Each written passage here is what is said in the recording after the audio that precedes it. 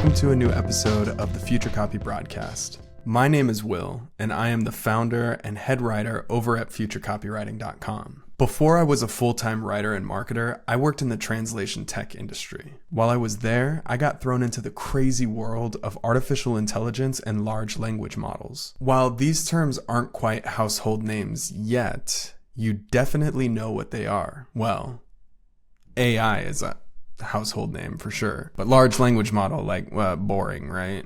Anyway, they're all over the consumer market in the form of chatbots like ChatGPT. With any new technology, it's easy to get swept up in the wave of fascination and take them for granted. I mean, you get super hooked on these things, and to be quite honest, it almost feels like they're magic. But this is a mistake because it blinds us from seeing their true potential and their very real limitations. Kind of like when you're super infatuated with someone, or maybe you think you're in love with someone. You just want to spend all this time with them, and maybe along the way, you ignore a red flag or two or three or six. I mean, I know I did. You eventually learn that those red flags, they don't just go away. And in fact, they just build up until, well, this isn't that kind of video. It's basically the same thing with new technology, and we don't want that to happen to you. So, in this episode, we're going to take a crash course in large language models like ChatGPT, especially ChatGPT, so that we can understand how they work, and more importantly, what they can and cannot do for you. What exactly is a large language model? We also call them LLMs, and since large language model is a mouthful, I'm probably going to stick with LLM, but to be honest, LLM is not that much better. I'm sure I'm going to mess that up a lot, but let's see what we can do. LLMs are basically computer programs designed to generate human-sounding text. In other words, a chatbot. Products like ChatGPT, Amazon Lex, Copy AI, these are all applications of different LLMs. They've exploded in popularity recently due to their ability to communicate in a very human-like way, though they haven't quite passed the Turing test yet. So how do LLMs work? First, we need to understand that at the core of these large language models is a machine learning program. This is a special type of computer program that uses highly complex algorithms to perform tasks that it wasn't explicitly programmed for. Straight up Skynet. It essentially learns new things through experience, through trial and error, just like a human, except faster and way more efficient. When it comes to generating text, which is what chatbots like ChatGPT and Amazon Lex do, the LLM uses its machine learning skills to analyze massive amounts of text data that's been fed to it by its engineers. And that data usually comes from the internet. Yikes, am I right? Some engineer somewhere is probably feeding these things OnlyFans data. Anyway, the LLM breaks down the text data into smaller bits, which are called tokens, and these can be as short as one character or as long as a word. What's happening when you give it a prompt is it's trying to predict what the next token is in response to your prompt. The way that it does this is that the LLM has seen and analyzed countless sentences. And when it analyzes those, it's looking for patterns in the tokens. And then it essentially uses these patterns, its knowledge of these patterns, to predict what comes next. It's a form of highly complex pattern recognition. For example, if you prompted it with once upon a time, it might come back with in a land far away, because based on its training data, it shows that these phrases often go together. It's like a call and response in a way. Now that's a linear example, as in the LLM processes token number 1, which is once upon a time, and then generates token number 2, which is in a land far away. It's the next thing in the order of words. That's the style of LLM that ChatGPT is. But there are various LLMs that work differently, like Google's BERT, B-E-R-T. Now I'm gonna have to read what this acronym actually means because I cannot memorize this. It is Bidirectional Encoder Representations from Transformers. Wow. AI, ML, LLM, GPT, BERT. These engineers love their acronyms. BERT processes incomplete prompts, where certain words throughout the prompt are masked, and BERT has to understand the context by looking at the different tokens on either side to predict what that masked word is. It's not super important. Look, what's important here is to understand that there are different types of LLMs, and it's super important to understand how your specific preferred chosen LLM works. That way you can understand its limitations and its potential. So with that basic understanding of how LLMs work, let's take a closer look at the big kid on the block, ChatGPT. This specific LLM is based on the GPT, which stands for the Generative Pre-trained Transformer. Whatever. What's cool about ChatGPT, and arguably what's made it so popular, is that unlike other LLMs, which can often be trained on a very specific data set or pre-trained for very specific tasks, GPT is a general chatbot. It's trained on a wide range of internet data. That's why it seems to know so much when you talk with it. It comes off as knowledgeable, helpful, and capable of just about anything. But there are some serious limitations to this model that most people don't seem to get. And I believe that it's because they don't know how the LLM actually works. So let's get into the serious limitations of ChatGPT. That way you don't get duped into these. And to give you a really quick example, this is very timely. Recently, there was an article about a lawyer in New York, I believe it was, where he got in trouble for citing false or fake case law in an actual case.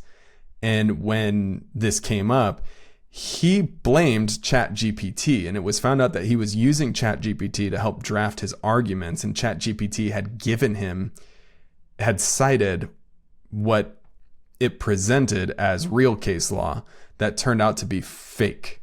It wasn't true. It wasn't real case or anything at all. Limitation, right? Now, if this lawyer had knew how ChatGPT actually works, it would have known that that's actually very common with ChatGPT because ChatGPT doesn't know shit. So let's start with the first limitation of ChatGPT. ChatGPT doesn't truly understand the text like humans do. When we read a sentence, pattern recognition is the most basic program that's running in our brain. Yeah, we recognize patterns in spelling and language because typically that's how we memorized our ABCs and our grammar and our syntax. But there's so much more beyond the pattern. There's meaning, context, implications, history, memory, creative thought, feelings. There's so many dimensions that it would be impossible to list them all. I mean, why is it that a simple line of poetry like, "Shall I compare thee to a summer's day," means so much more than the double M's in summer or the question mark that typically falls at the end of a phrase that starts with the word shall? It's because meaning is something far grander than simple patterns or fractals, no matter what the new age postmodern hippies want you to believe. Simply put, ChatGPT's responses are based on patterns that it learned during training, not a fundamental understanding or knowledge of the subject at hand. So the next limitation is that ChatGPT can't understand or comprehend human emotion at all.